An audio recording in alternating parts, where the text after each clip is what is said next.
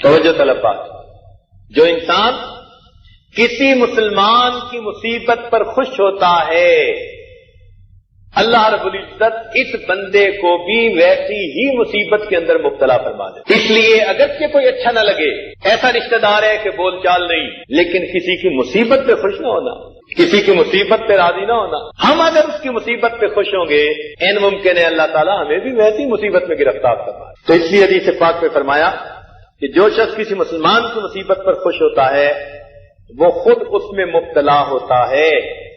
اور ایک دوسری روایت میں ہے کہ اگر کسی آدمی نے کوئی گناہ کیا اور پھر اس نے اس گناہ سے توبہ کر لی، اب گناہ سے توبہ کرنے کے باوجود اگر کوئی آدمی اس گناہ کی اس کو آر دلائے گا تو یہ اس وقت تک نہیں مرے گا جب تک خود اس گناہ میں ملوث نہیں ہو جائے گا۔ اس لیے کسی کو آر نہ دلایا کریں۔ ٹھیک ہے برا تھا، اس نے توبہ کر لی، جب پروردگار نے توبہ قبول کر لی تو آپ کیوں نہیں اس کو معاف فرما رہے؟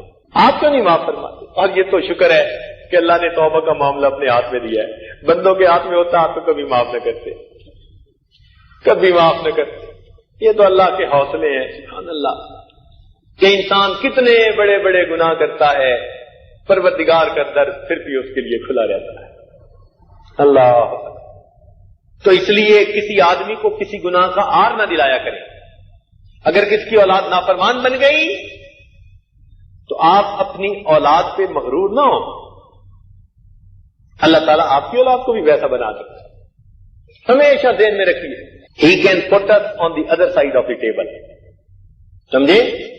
جس نے آج میز کے اس طرف بٹھایا ہے نا، وہ کل میز کے اس طرف بھی بٹھا سکتا ہے۔ کتابوں میں ایک واقعہ لکھا ہے، ایک دولت مند انسان تھا، اس نے ایک بہت خوبصورت لڑکی سے شادی کی، محل نما مکان تھا، کھانا کھا رہا تھا بیوی کے ساتھ بیٹھا ہوا، دروازے پہ کسی فقیر نے آواز لگائی۔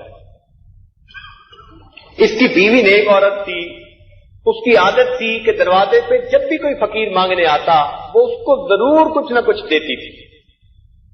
تو جب اس نے صدا لگائی تو بیوی نے پوچھا کہ آپ اجازت دیں تو میں ایک روٹی فقیر کو دے آتی ہوں۔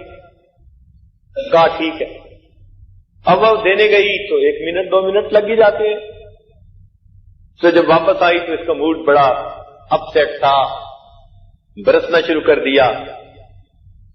یہ لوگ کمینے اور ذلیل ہوتے ہیں، مانگنے آ جاتے ہیں، کام نہیں کرتے، کماتے نہیں، فلاں نہیں کرتے۔ اس نے تو جنرلی فقیروں کے اوپر برسنا شروع کر دیا۔ اب کچھ ہوتے معذور ہیں، مجبور ہیں، ہر ایک کے حالات ایک جیسے تو نہیں ہوتے، لیکن اس کی تکبر کی یہ باتیں اللہ رب العزت کو ناپسند آ گئی۔ ہوا کیا کہ کچھ عرصے بعد کاروبار کے اندر نقصان ہونا شروع ہو گیا۔ جو کچھ ریسورسز تھے نا، ریزرو، وہ سب ڈپلیٹ ہو گئے، ختم۔ حتیٰ کہ ایک وقت آیا کہ مکان بھی بیچنا پڑ گیا۔ پھر ایک وہ وقت آیا کہ یہ اپنی بیوی کو بھی سپورٹ نہیں کر سکتا تھا۔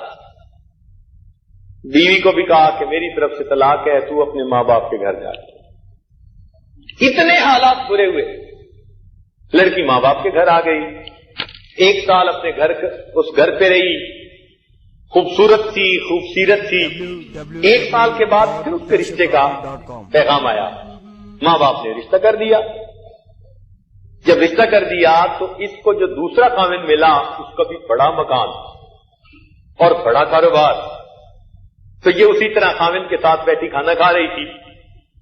اللہ تعالیٰ کی شان کے دروازے پہ کسی فقیر نے صدا لگائی، اللہ کے نام پہ دو۔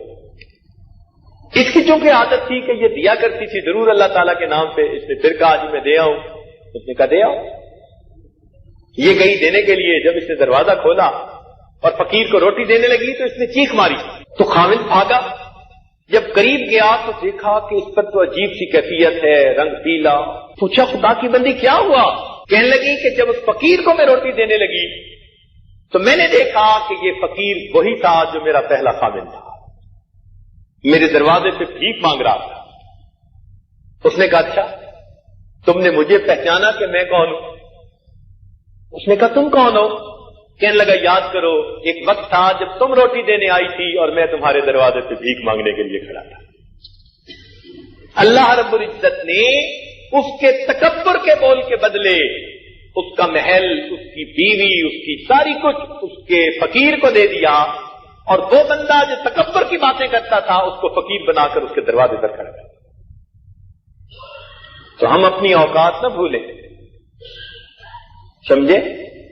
کسی کو تانا نہ دیں، کسی کو آر نہ دلائیں۔ کوئی اگر مصیبت میں پھنس گیا ہے، اس کی اولاد سے کوئی غلطی ہو گئی، اس کی بیٹی سے کوتاہی ہو گئی، ہم کسی کو آر نہ دلائیں۔ ہمارے ساتھ بھی یہی معاملہ پیش آتا ہے۔ کسی کی پبلک انسلٹ ہو چکی ہے، ہم خوش نہ ہوں، ہمارے ساتھ بھی یہ معاملہ پیش آتا ہے۔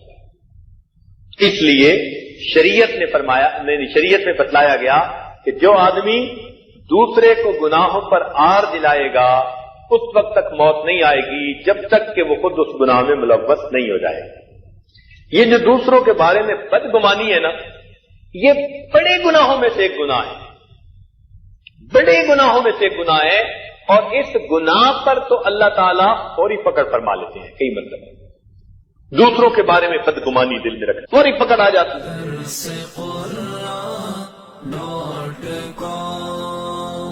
www.darsequran.com